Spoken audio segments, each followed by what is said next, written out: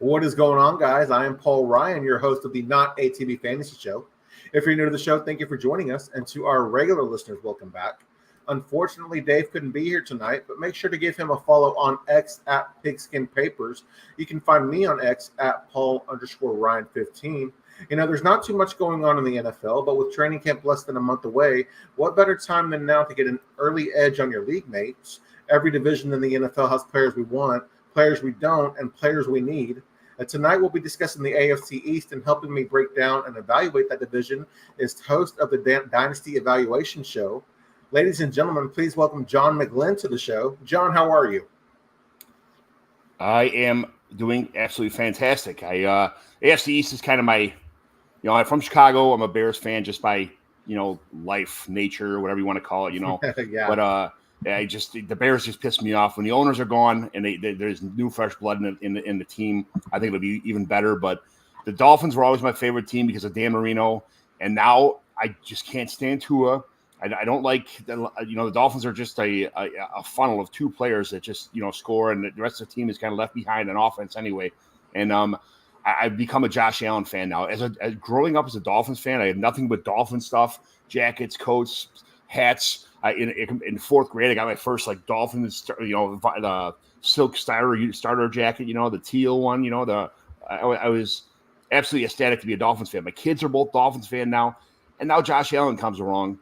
And I'm like, dude, this is like Dan Marino with legs now. This is absolutely fantastic. He's my favorite player now, and my kids are calling me a traitor, but I just love, you like who you like. I don't like when you get in so many fantasy football leagues, you don't like teams anymore. You start liking players. I don't want to be like a big Dolphins fan and then rooting for Tom Brady to throw 5 touchdowns against my Dolphins, shit like that. You can't be a team of the NFL anymore. Plus, I grew up before free agency was a thing, and guys stuck around for their entire career in the same team.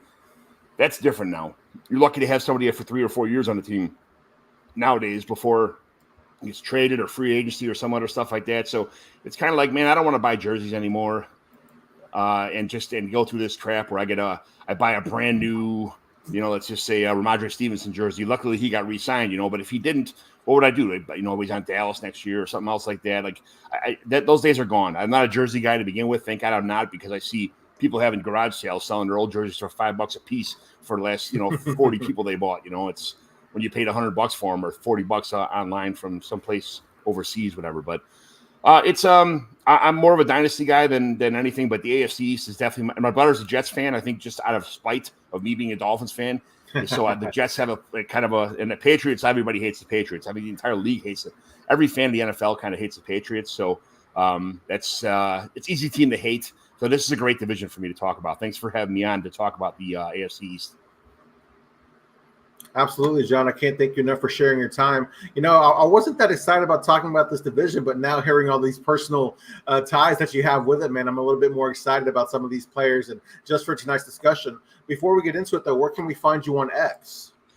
John McGlynn 75 is my Twitter, my X. So I used to be a Facebook guy my whole life, and my neighbor Joe Castleman was like, "You got to get on his Twitter. It's like you can get all fantasy football stuff on there." I'm like, "I'll give it a try." I tried it. I just didn't like it for a year or two. Then I gave it another chance, and then bam, here I don't even use any of the other social media stuff anymore. I try to put stuff on like a TikTok or something like that or a Snapchat, and I can't figure it out, man. I'm too old for that shit. So I'm mainly just on Twitter. That's pretty much it. All my content's here. I use it almost like a Facebook, Twitter kind of morph. Some of my family stuff, some things I do in my personal life, my fantasy football content, is all here. So you're getting the full John McGlynn experience when you follow John McGlynn here. Absolutely. Well, Dave, it seems like excuse me, John. Sorry, I was just talking with my co-host here. He was saying he's here with us in the chat here. But it seems like every team in this division is going in different directions and are in different stages as a franchise. The New York Jets feel like a team that is going all in this year. The same can be said about the Dolphins, but their Super Bowl window is wide open. The New England Patriots are starting a new era and just drafted who they hope is their new franchise quarterback and have a new head coach for the first time in 24 years. And then you've got the Buffalo Bills, who are going through a mini reload, however you'd like to say. And some think their Super Bowl window is closed, at least for this year. But when you look at the Buffalo Bills offseason, the Bills lost Stephon Diggs and Gabe Davis and are moving towards a more run-heavy offense in 2024. when you consider those factors, is Josh Allen's streak of finishing the season as the number one fantasy QB in jeopardy? Absolutely not. Josh Allen's a stud. He runs the ball. He throws the ball. If he sits in the pocket, he could throw an 80-yard pass on a dime down the field. He could throw the ball to any open receiver anywhere on the field. He's good. He's a good dump-off quarterback. He's a good running quarterback. He's a good red zone quarterback. He can extend plays, getting first downs. I guess here's the thing. I'm in a bunch of leagues, and the scoring is different everywhere. So when you have a scoring system that rewards rushing and quarterbacks and rushing first downs, things like that, those are all points that Josh Allen is going to accumulate on top of all the things he already does passing the ball. Now, he lost Diggs, which that's 130 some targets, something like that Diggs didn't have last year, 100 receptions. That Diggs was kind of an underrated player last year. Yeah, he kind of seemed like fantasy-wise he petered out at the end of the season. But there's still some pretty decent players on this team. So I think Josh Allen definitely is quarterback one, especially when you're in love with Josh Allen, like I used to love Dan Marino. He's always gonna be my number one no matter what. But he's top three as far as scoring concerns. That puts him in tier one, which makes him, if I got to choose any of the top quarterbacks, Josh Allen's my number one. I hear you, man. We mentioned the loss of Stephon Diggs and Gabe Davis, but the Bills did address the wide receiver position, adding Curtis Samuel in free agency and drafting Keon Coleman.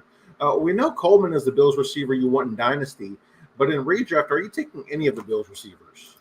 I'm taking a receiver named Dalton Kincaid.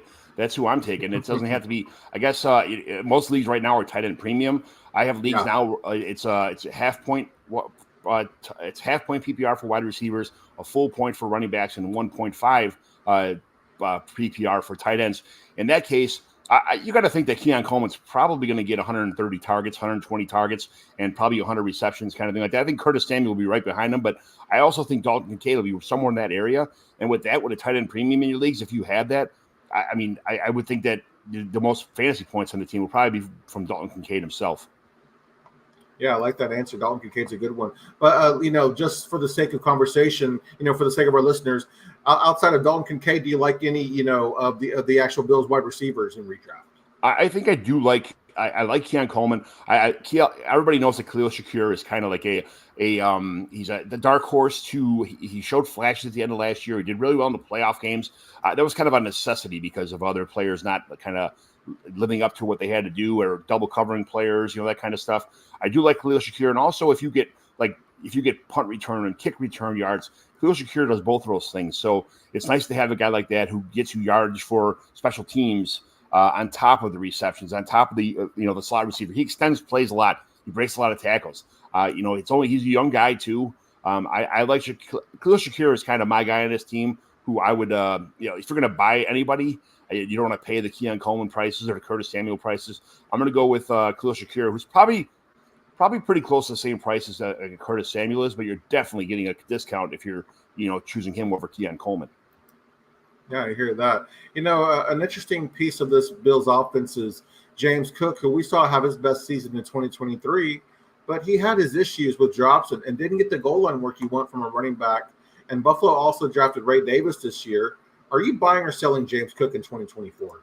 You got to buy James Cook. He's the way that he looked like a stud last year. He looked really good. I know there's some fumbles, missed a couple passes, things like that. But the offense flowed through James Cook for a couple weeks. So much where almost everybody else besides Josh Allen and James Cook were fantasy irrelevant on his team for a couple weeks. So if they're gonna, I understand that Ray Davis is someone that people are targeting here, but if you can get James Cook at I wouldn't say early first, but a mid first round pick, or if you're on a draft, if you're in a draft, a startup draft somewhere for redraft, and James Cook is somewhere in the area of players, I would definitely take a stab on him because he's going to catch some passes, man. Absolutely, yeah, I like James Cook quite a bit. I think he's a little underrated. I will say though, I won't say I'm worried. But with Ray Davis and Ty Johnson and then Josh Allen also kind of taking that goal line work, I do wonder what kind of ceiling he has. I agree with that. Everybody has a ceiling, that's kind of thing. You got to look at people's floors, and I think James Cook's floor is a little bit more safer than some of the other guys. Not everybody in this division, but he's got a pretty safe floor, which that's what I'm banking on. When you get into people's ceilings, you start wish casting guys that are on your team or or what could happen if he does this, or what happened this and that. I try to look at floors more than I do ceilings. And I like James Cook's floor. Interesting. Yeah, I like that approach for sure. Another running back in this division that was having a good offseason is Ramondre Stevenson. And we just saw him. He got a 4-year deal and now is being labeled the starting running back. And, we got a little job security with the new contract. But unfortunately, he's on a bit of a bad offense with the New England Patriots. Do you view him as a better redraft or dynasty asset?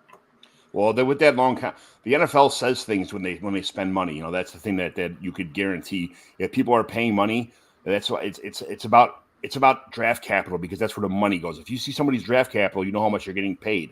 Everything's tiered system now with paydays. So if they're going to spend the money, especially on a running back, that's you don't really see too many restructured big money running back things. So I was a Ramondre Stevenson guy. As a matter of fact, I traded Ramondre Stevenson. I traded Jared Goff like 2 years ago, straight up in a SuperFlex 12-team SuperFlex draft to get Ramondre Stevenson, thinking that Jared Goff was going to fall off a cliff.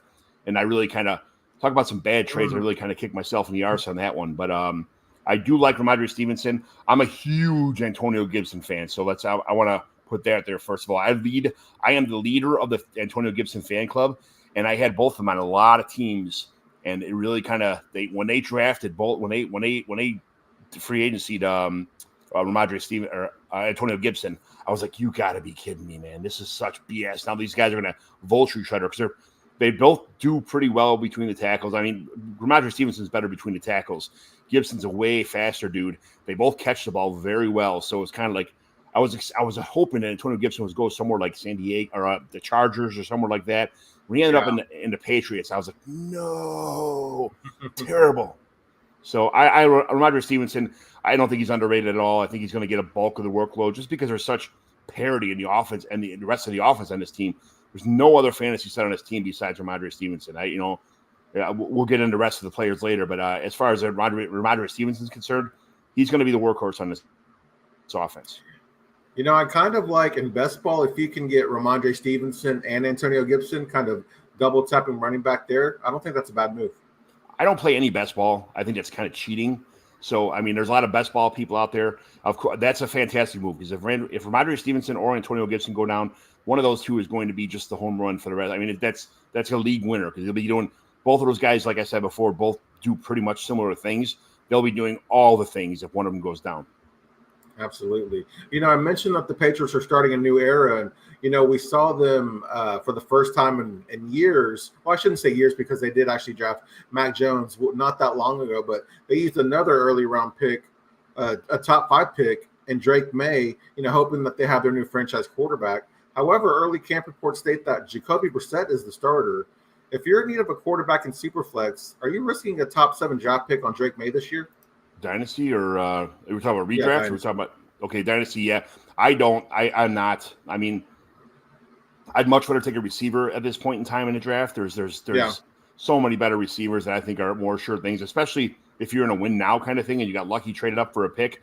I mean, I'm definitely taking League Neighbors. Any of the other receivers in that area where he'd probably go 3 or 4 or 5.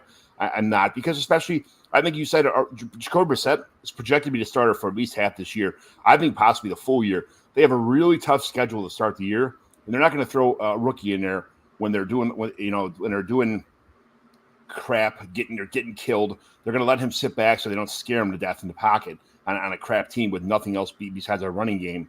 I'm not going after Drake Maye because I don't think he's I'm not a big fan of him to begin with, and then let alone the situation that they're put him in. I don't even think he's a long-term answer for this team, to be honest with you. I think he's just kind of like, hey, we need a quarterback. We got to do what we got to do. We have Jacoby Brissett. We'll see if we can make Drake Maye into something better than Jacoby Brissett. But, this is I don't even think he's a big a dynasty buy, to be honest with you. Interesting.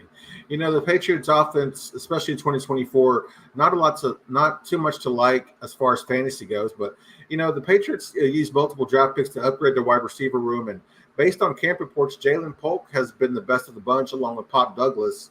But Javon Baker looks to be the alpha X receiver. Are any Patriots receivers worth drafting outside of best ball leagues? I know you don't play best ball, but do you find yourself targeting any of these guys? I'm getting Baker everywhere. That's kind of, I think the Pop Douglas kind of thing was the last year because there was, I mean, he was the only game in town. Look around, it's like that Will Smith thing. It's like, hey, it's Pop Douglas and nobody else, and so he just got so much use. And on top of that, I think he was the leading receiver with like 45 targets or 45 receptions or something like that last year. So I'm not a big Polk fan either. Some people like him. It's okay, but I think the offense is, first of all, it's not a high-powered offense. It's a short area offense.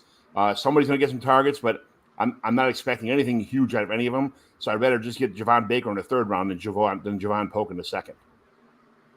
I hear you, man. That's an interesting group for sure. I definitely like Javon Baker as well, just because of what I perceive his role to be, this year and in the future. But it's hard to ignore the reports on Jalen Polk, especially when you think about, the success that slot receivers have had in New England over the years. Yeah, I get it. That's somebody's gonna have to catch some targets here, man. And everybody's gonna have a floor in this team. I don't. Some people like Polk, some people don't. I'm just kind of I feel like it's a bad landing spot, and I don't think there's really, if Javon Baker's going to be pretty much a similar production than Polk is, then I guess I don't want to spend the money on Polk or there's better players around the area where Polk's getting drafted at than there is where Baker is at. So I can understand that. A team that's really exciting for fantasy is the Miami Dolphins, and the Dolphins offense looked to be the best in the NFL last year before injuries took their toll. Where would you rank the Dolphins offense in terms of fantasy among all teams in the NFL? I mean, when they're on fire, they're number one. We saw that last year. The problem is when they're on fire, it's usually versus a real shit team. So it's wow, look at these Dolphins. They're awesome. They're playing somebody who's unprepared, or they have injuries and they smoke people and they're all over the field scoring 7 touchdowns a game and blah blah. And they play somebody normal and they get they freeze. I don't like Tua.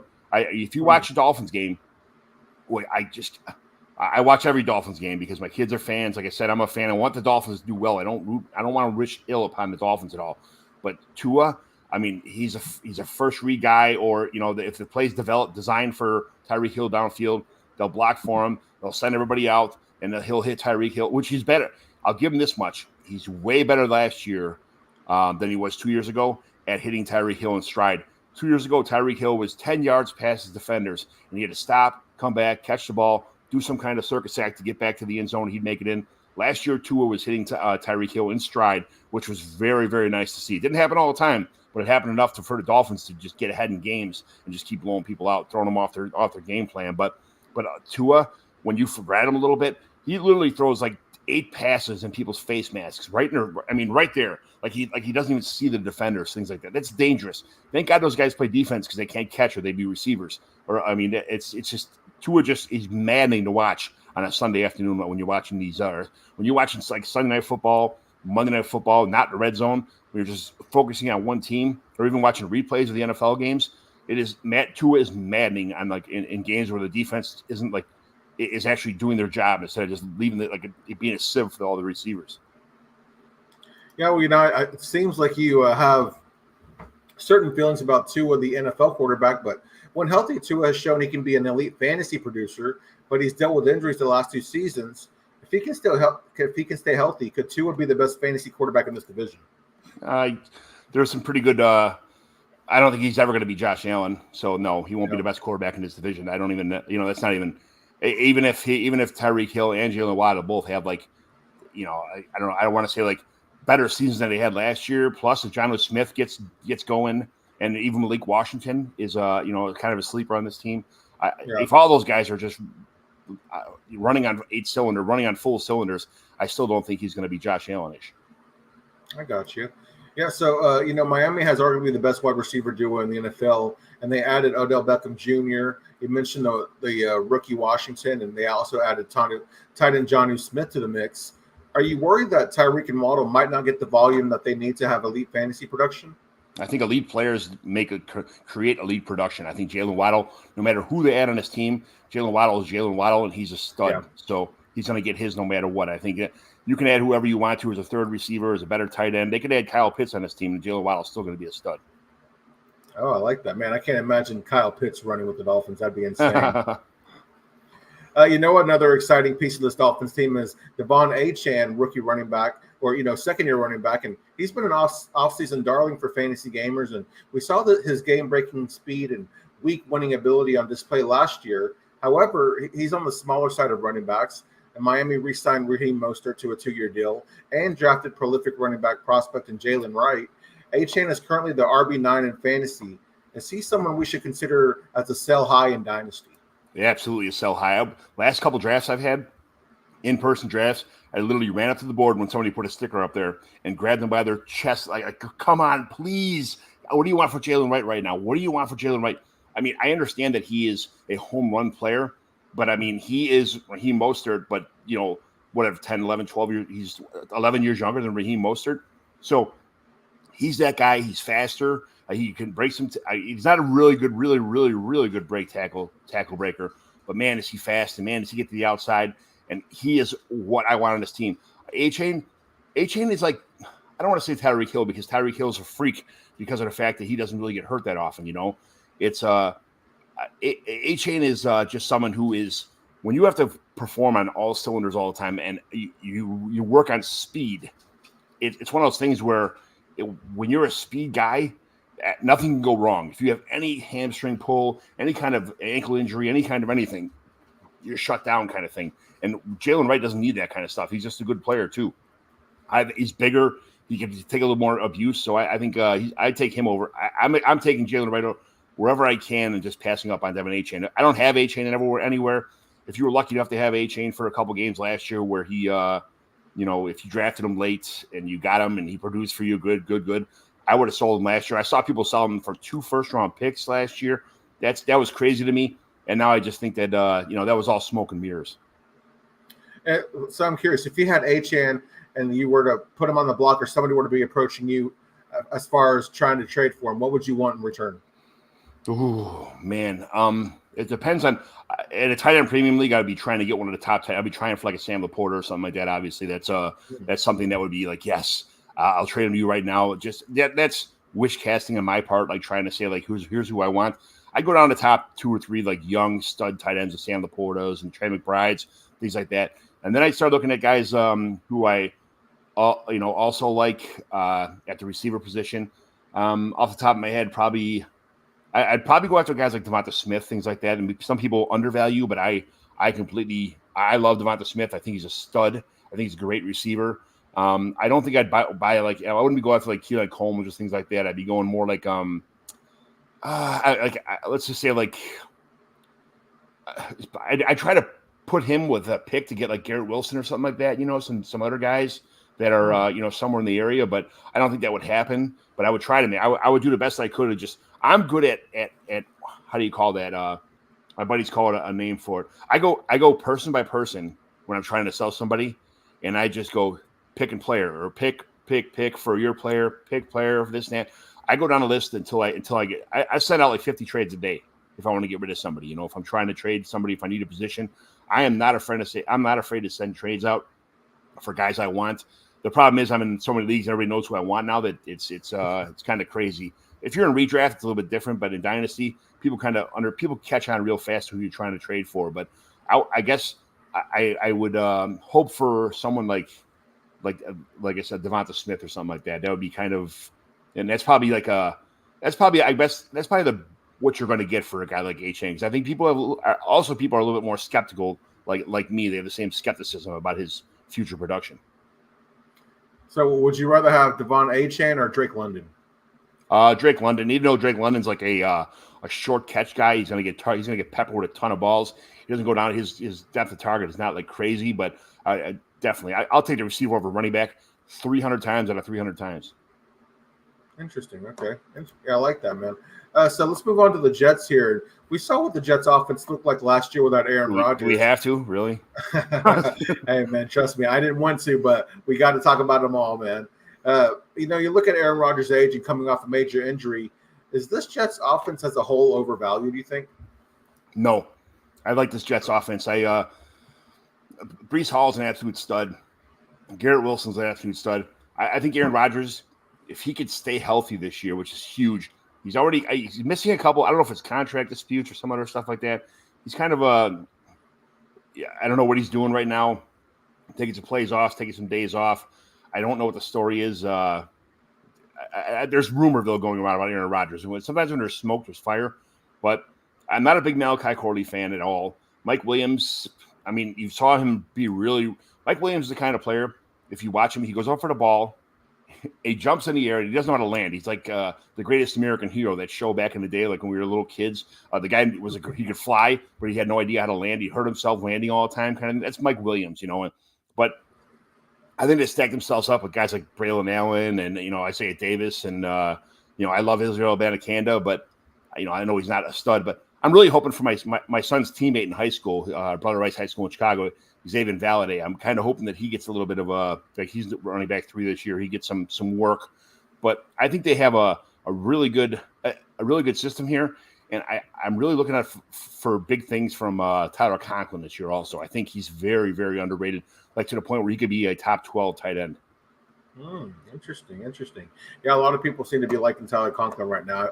I have him stashed on a couple of dynasty rosters, so I'm excited to see what he can do this year.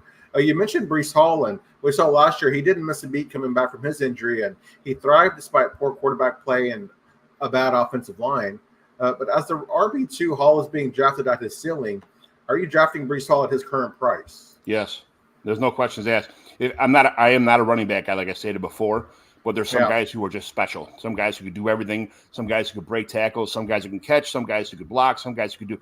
Breece Hall is one of he's one of those guys that you just have to pay for. If you don't have him, it's going to hurt.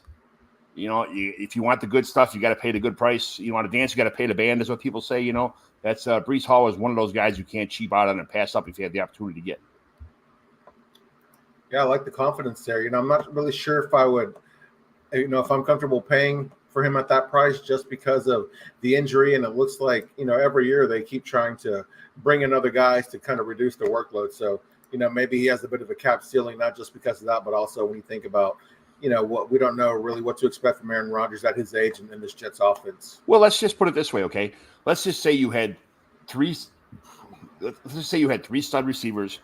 You're a typical start 10 lineup, okay? Yeah. You had 2 good quarterbacks. You had 3 stud receivers. You got a great tight end. You got 2 good flex players. Some decent guys on your offense. But you're kind of a little bit. You're going for it right now. You're in the championship mode. There's a small. Everybody knows there's a small window when you're on top to win championships. And if you win the championship, you essentially get 8 years paid for. When you collect the money at the end of the year, if you're in a 12-team league, you pay 8% of the pot to join the league. You win 75% of the pot to win the league. You're playing for free for the next 7 years, and the 8 year complete, considering you get your money back for yours.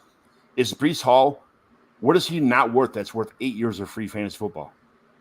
I've never thought about fantasy that way. That's an interesting way to think about it. That's the way I think about everything. I had a buddy of mine a long time ago. He got in a handful of leagues, and this was when I first started. I'm like, I got 2 leagues, and it drove me batty. I couldn't even do a lineup, so it was killing me, blah, blah. And he goes, hey, man, every one of these is a money-making opportunity. That's how you look at this. Not like, because you can't get pissed off if you need 101 yard, if you need a 100-yard bonus, but no touchdown from this guy, or 99 yards and 3 touchdowns from that guy. And you're watching TV and you're looking at both lineups. You're like, it doesn't. After a while, you're in so many leagues, you don't care anymore about what guys do. You just need to. You need to win. You just need to win a championship in leagues. That's the goal of it all. Not that I lose league 6 because this guy scored. In one league he scored 3 touchdowns in one league, and I was playing against him, but he scored 3 touchdowns. But I had him in 2 other leagues. That's just going to happen when you're in 100 leagues. It doesn't matter. It is what it is. So you just have to go after the best players and just pay what it is. Just pay the money to win the league and win that league. Because that one league could be your highest money league, and it could pay for all your leagues combined just for winning that 1 year. Very, very true, man. Yeah, I like that thought process for sure. A big part of this Jets offense is Garrett Wilson, who is somebody I'm sure a lot of people are going all in for this year. He's the undoubted alpha wide receiver on the Jets, but he suffered from poor quarterback play, and he's had back-to-back wide receiver 2 finishes, but is the wide receiver 7 off the board this year. What are you doing with Garrett Wilson in fantasy? No, I'm trying to get him everywhere, but he's just people who have him like him, and they know that he's good, and he's still young, and he's a stud. He's from Ohio State. A lot of things going on there that just it's just streams breakout for the next 5 or 6 years. He's with no quarterback whatsoever. He's wide receiver 2. What's going to happen when he gets a guy like Aaron Rodgers, a possible healthy Aaron Rodgers? peppering him with the ball. Because we know Rodgers likes one guy. What happens if Rodgers is healthy and he's nailing Garrett Wilson for 160 targets and 110 catches this year? I mean, what happens then? You're like, I didn't want to spend from 204 instead of 107. I passed on Garrett Wilson because I was being cheap with my future draft picks. You got to go after Garrett Wilson. Yeah, I actually had Garrett Wilson on one SuperFlex Dynasty team, and I ended up trading him for Brock Purdy, where I was looking to upgrade at quarterback. Brock Purdy and Jahan Dotson, actually. That's pretty nice.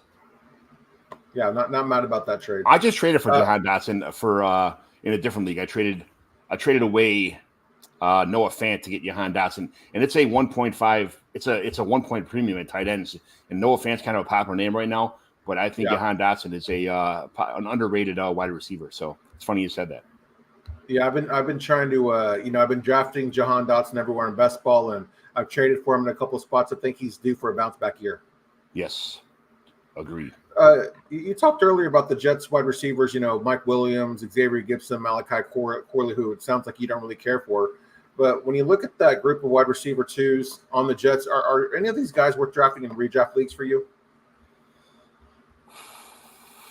I mean, I would probably take a chance on Mike Williams over Malachi Corley, to be honest with you, just because Corley's.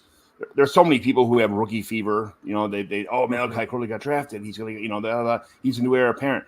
I know Mike Williams is good. He's getting older. He's coming off an injury, but I'd probably still take a chance over a proven receiver that has done things in the past, not great things, but good things, over a guy like Malachi Corley in an offense where we know that quarterback hates rookies. So I'm going to take Mike Williams over probably outside of Garrett Wilson. I have trust issues, man. And Mike Williams, he's never really burned me. But at the same time, it just seems like he's the player when you need him most, he always fails. And like when you don't need him, he goes off. So he's like one of those players I never really draft. If you play fantasy enough, that's going to happen to a lot of guys you like. It is what it is. It's one of those things where you pass up on so many opportunities by being like salty with some people, and it's like, this guy did this to me, kind of stuck it up my ass in the past, you lose offense. How many times I got burned by had that kind of that how do you call it, that thought process. It's like, man, why wouldn't I just shut my mouth and just pay to get him where I could have had him at this price? So I don't do that anymore. It's I just look at value and stuff like that, and just go get the guys that are going to win you the championships.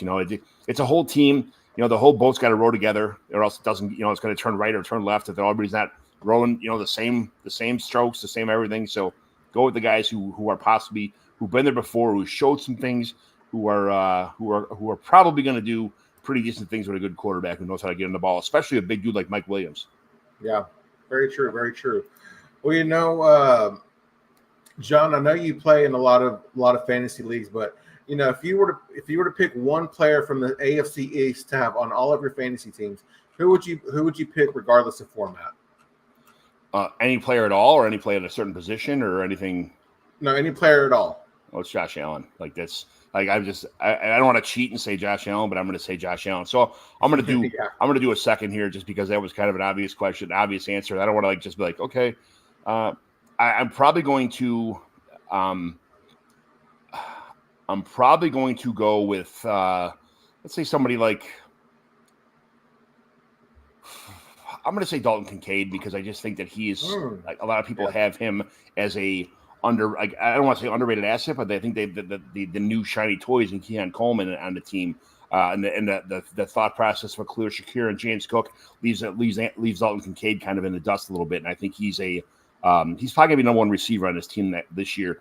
And if you already have Josh Allen, to have Dalton Kincaid as that stack, I mean, that's fantasy gold. Absolutely. Yeah, my guy I'm going to go with Tua Tagovialoa. He was QB9 in 2023, but he's being drafted as a QB16 in 2024. And SuperFlex, I feel like that's a pretty big discount. I'll take that all day. I think Tua is definitely underrated. I know you're not a big fan of his. I think the floor quarterback 16 is pretty. I think it's a little low myself, even though a little low. Not going to go crazy and say it's super low, but I think he's probably like quarterback, 12, something like that. Fringe quarterback 1, low quarterback 2 kind of thing. 16 is getting a little bit to where those guys that are quarterback like 12 to 17, 12 to 18, they're all in like the same bucket anyway. I'm going to go as far as saying like quarterback 10 to quarterback 18 are on the same bucket. And if I'm looking at that group of players, I'd probably, just for fantasy wise, I just, that's the kind of thing that we just talked about a minute ago. I know how much Tua pisses me off, but I also understand what fantasy value is. Absolutely. Who's your favorite sleeper from this division? My favorite sleeper from this division would be, I'm going to go with Jalen Wright. I think I talked about it before a little while ago. I think if something was to happen, I think A-Chain is just kind of, he's overrated. They need someone to, especially on plays on things. If something was to happen to A-Chain where he was hurt, I'm not sure Mostert will be the guy to get 18 touchdowns again this year. I think they're going to try and they got Wright for a reason. I think it's a security blanket, but they're going to work him into a lot of games if they're winning big. And Wright is a home run hitter. He's a guy that you can get the ball on some kind of sweep or a little screen pass, and that dude could just fly it on the field, man. Jalen Wright is probably my biggest sleeper in this division. I like that. For me, I'm going to go with Xavier Gibson. I know he's been getting hyped up because of positive minicamp reports, but when you look at the wide receivers in New York outside of Garrett Wilson, I think Gibson is in a prime position to get snaps, and even if the receivers ahead of him don't get injured, I like his skill set. I think he could be a good weapon for Aaron Rodgers. I get that, but they run the ball a lot. They have they got Garrett Wilson, they got Corley, and they got Mike Williams already at the wide receiver position. Like I said, Conklin's gonna get a lot of targets too, and I think if anything, like Alan Lazard will probably get his, because he's right. Aaron Rodgers requesting to be on the team. There's just a couple guys on this team I think who might make a little bit. The only thing that makes if you're in a league that has special teams, I think Gibson's more of a special teamer than an actual player on this team. I think that's why the Jets came around, because he's a kick returner and a punt returner. When you play special teams, they're going to keep you on the field. So I could see Gibson having somewhat, but I honestly believe that he's more of, they don't want to get into starters hurt, so they have him on a special teams role. But you never know. He could, if something was to happen, like we said about before, about Mike Williams getting hurt again and Malachi Corley's not panning out, then if Lazard is, again, something happens, a couple injuries can happen to anything. And Gibson is on the team. He's not going anywhere because special teams players are worth their weight in gold to some of these coaches. They're going to keep a roster spot. That's a good, mine wasn't necessarily so much of a sleeper that it was, that's a sleeper. That's definitely an old school sleeper. So if Gibson was to, I'll be the first to call you out and say, man, he picked Xavier Gibson as the sleeper. So absolutely. I appreciate that, John. Thank you. For every sleeper, there's always a bust, John. Which player do you think will be a bust in this division?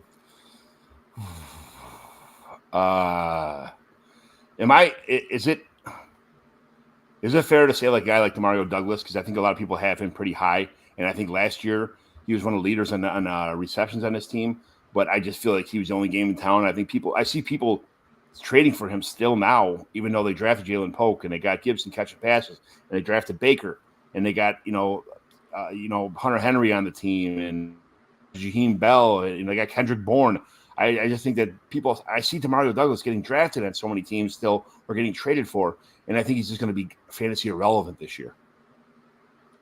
That's fair. My bust, this is simply based on his ADP, but I think Breece Hall is going to fail to live up to that RB2 price tag that he currently has. So Breece Hall is my bust for this division. That's I just feel like he's going to have such a workload. What do you consider a bust? Like him not living up to last year's stats, or not not? I'll say like people are drafting him as the RB2 off the board, and he finishes as like RB12 or RB15, something like that. Yeah, price factor is a lot into being a bust. Yeah, how much you paid for it and what he put out, but RB1 to RB7 or 8 is pretty close to each other, that kind of stuff. So if he's 12 and he falls into like tier 3, which is still and bottom of running back 1, top of running back 2, I guess I'd be disappointed as far as that goes. It's hard for running backs to just keep going and getting these monster seasons, but I think he's the only game in town there, man. I think that he's going to get, minus an injury, I don't think he's going to be outside the top 5, 6, 7. But if he was running back 12, I wouldn't be super disappointed, but I'd be a little bit pissed. But if he went down like running back like 20 or something like that, I'd be livid for what I paid for him. Yeah, absolutely. Yeah, and you look at his season last year, he had I believe 75 receptions. I wouldn't be surprised if those came down, and obviously less receptions is less points. So I could see him having a bit of a worse season statistically as a receiver than maybe people are starting to think. I think that's kind of what's driving that price up. I'm a huge Braylon Allen fan, so I'm hoping that Breece Hall doesn't. I don't have any Breece Hall. I can't afford him. I never drafted him anywhere because I always pick quarterbacks or wide receivers my first 3 or 4 rounds. I don't want to call it a zero RB guy, but running backs are the easiest people to replace. So I got Braylon Allen in a lot of leagues that are pretty late, and even some drafts I don't have him yet. I'm going to keep trying to trade for him, but man, that's tough. What? Who was your favorite rookie to draft in this division? Let's see. I'm going to say probably Javon Baker was probably my number one. It's either Jalen Wright or Javon Baker. I'm going to say those are probably my favorite rookies in this division. Anyway, I got Keon Coleman in a bunch of places, but I don't love him. I like Ray Davis from Buffalo. In a couple, I like him as far as just a between the tackles kind of grinder kind of dude. But I think that it's either Wright or Javon Baker. I think so. That I'm gonna have to go with one of those two. It's a toss up. I like both of them a lot, so I don't want to. Baker's probably not going to produce as much, so I'm going to go with Jalen Wright. Yeah, that's my guy too, Jalen Wright, regardless of format, but especially in best ball, you want any and every piece of this Miami Dolphins offense. Truth. All right, here we are with Fantasy Edge, and here, John, you'll share maybe an account, a website, a podcast, or other resource you like and use that you feel gives you an edge in fantasy. You know what? I work construction all the time, so I have earbuds in. I subscribe to 50 different podcasts. I'm a listener. Oh, yeah. I just burn through podcasts at 1.5 speed on the way to work. I don't listen to music at all. First of all, I can't stand today's music to begin with, and I never was, even back in the day. I like Guns N' Roses. I like Metallica. I like those kind of bands, back in the day. But I can only listen to that stuff so many times before it gets like, this is just, it's infuriating now. It's just, my kids started singing it, and they sound like a bunch of cats, getting the tail getting pulled, singing it. And it's like, But I just burn through podcasts all the time. There's so many good analysts out there to listen to. But as far as I don't really. There's no sites, I guess, that I go with or anything like that because I don't have access to a computer all the time. I'm in construction, I have my phone a lot, so it's mostly in my pocket with earbuds in. So I'm not a big computer person. I'm lucky I can log on to StreamYard half the time. That's how computer illiterate I am, But as far as my host, Justin Taylor, is probably, like I said, I think before the pre-show we talked about this. He is in everything. He does redraft. He writes for DLF for IDP stuff. He does rankings for IDP. He does Campus Canton leagues. He does IDP stuff. He could tell you the backup linebacker for the Penn State Nittany Lions that plays in the outside linebacker and, rank how many tackles he thinks he's going to have. Like he does. He knows who's coming up. He knows who's here. He knows how to trade. He knows he's great at everything in fantasy football. He's probably one of the smartest guys. One of the hardest working guys, Nick Script, my neighbor, another good friend of mine, home league homie, just like JT is. Guys like that. If you look at P2W Fantasy, Nick Script, every day in the morning, he's on every social media site putting something out. If the sun's going to rise, Nick Script's putting content out. He's such a good hard worker, such a great analyst. His stuff's not just like, hey, this guy might have 10 receptions today, something like that. The stuff he puts out every day, it's absolutely amazing. So as far as the hardest worker and the most knowledgeable people, those two are my favorite follow. Those would be my two recommended follows for anybody in the industry. Like it. Give us a fantasy shout out. Maybe here, share an account you think would be a good guest for the show. Yeah, I probably messed up that question there, but it was those. If you can get JT Orange on here to talk about anything, or if you can get Nick Script on here to talk about anything, if you can get Pat Fitzmaurice, a guy like that who's just he'll just make you laugh the entire show. There's Nate Powell. There's so many good people in this industry. I work with Fantasy and Frames, and I work with Fantrax, which is Nick Scripts, and P2W is Fantasy and Frames is Jorge Edwards. If you can get Jorge Edwards to come on here and talk about Fantasy and Frames and how good, how many awesome people are on that site. Fantasy and Frames, it feels like a family. I've been with probably 10 or 12 different places that kind of, didn't didn't feel right, or they didn't do things right, or they didn't, it wasn't kind of what I felt like. I never really felt like a family before, like I do with Fantasy and Frames. It's a great, the people, everybody on there is just awesome people. So Jorge Edwards from Fantasy and Frames is my kind of my recommendation to have on the show, or next guest if you get a chance to get him. Yeah, I love that, man. All right, John, give us a bold call AFC East edition. Bold call AFC East edition. I'm going to say the three teams from the AFC East all make the playoffs. Everybody except for the Patriots. I like that. yeah. I think that's a pretty safe call there as far as the Patriots go. For me, I had I think the Dolphins. The Dolphins running backs will score a combined 40 touchdowns in 2023. Dolphins combined will score 40 touchdowns? No, the Dolphins running backs will score combined 40 touchdowns. Man, that's pretty bold, brother. That's a good one. Well, I mean, Mostert had 21 by himself last year, and I believe Achane had 8 or 9. Yeah, he had like 5 in one game though. So that was kind of cheating. If you have 2 games with 5 touchdowns apiece, that's a little nuts. But 40 touchdowns, that's I don't see the Dolphins. I see a lot of running plays out of them, but 40 touchdowns, man, that's pretty wild. I mean, I guess there's a place in the world where it's not a terrible call, but it's a little bit out of it kind of threw me off guard there. So that's a good one. And a universe is going to happen somewhere, John, right? Yes, it will, but not with the Dolphins, I don't think. And last but not least, John, here we are with Plug Talk, and here you'll share any and all content you're creating and where we can find it, my friend. I run a site. I just started a YouTube channel. If you can follow me, that would be great. At YouTube, it's Dynasty Evaluation, and I try to, anywhere I'm at, I try to include my YouTube channel in there to like put all my content on the one channel, because I'm not really good with the computer, like I said before. I wish I would have done a little bit earlier. I'm on the next show 135 now, or 137, or something like that. I like to plug my own, like, I put my podcast out every week. I do this stuff when I get a chance. I'm not an analyst. I have a wife. I got 4 kids. I got 3 dogs. I got a crazy work schedule. I got all stuff going on. I coach sports my whole life. I finally get a chance to do this fantasy football stuff for, I do it for free now. I don't get paid from anybody. I volunteer, and I donate my time just to make this space better for the next guy, I guess, that kind of stuff. But, if you want to, I like to plug Dynasty Evaluation. It's on all the podcast stuff, all the iTunes and Spotify and all that kind of stuff. You can subscribe to that if you missed the shows, or if you can watch them on YouTube, that'd be great too. If you got time for the YouTube channel, I understand everybody's busy and they can only watch so many shows, but if you're on the way to work, throw on the YouTube Commissioner Evaluation. Try to keep them like, half hour to 45 minutes to an hour show. Some of them go like an hour and a half. Some go 2 hours. It all depends on who the guest is. I always tell the guest all the time, hey, this show's going to, it's going to be an hour show, right? I'm like, I'll try to make it an hour show.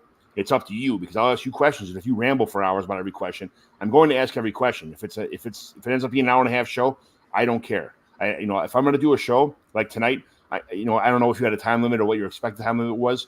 I was going to talk until you didn't have nothing else to talk about, no matter what, because this is what it's all about. Us helping each other out, and get content out, and just, pick each other's brains about good stuff. And I just want to say thank you very much for having me on the show. It means a lot when people ask me to come on their shows, and I really appreciate being here with guys like you. Well, no, John, we were talking pre-roll, man, and you were just talking about, your crazy schedule in life, man. So, thank you for sharing. Thank you so much for sharing your time. You were excellent. I can't thank you enough for coming on tonight. Thanks for having me, man. Really appreciate it. John McGlynn 75 on the X Machine. Find me there, and thanks again. Yes, sir. And guys, I'm Paul Ryan. You can find me on X at Paul_Ryan15. We appreciate you joining us, and I will see you guys next week.